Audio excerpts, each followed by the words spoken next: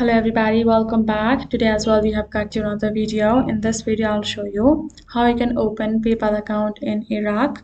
But before that, please do make sure to like our video, subscribe our channel, and yes, without any further delay, let's start. So for that, simply go ahead and access the paypal.com on your browser, or you can install the app itself and open it up. Now, once you have done that in both of the platforms, you're going to tap on this option of sign up to create your account.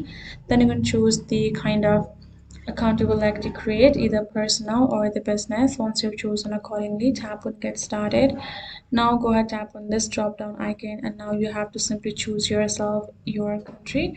So go ahead, find it among the options, and you are supposed to find your country right over here. So if Iraq is not available over here, so unfortunately PayPal is not available in your region and you cannot make your account accordingly.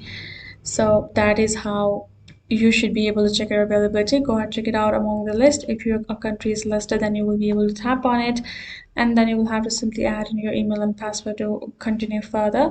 But unfortunately your country is not available over here, so you just have to wait for people to expand more and be available over there. So that is it. Hope this video helped. Thank you so much for watching. I'll see you guys in our next video.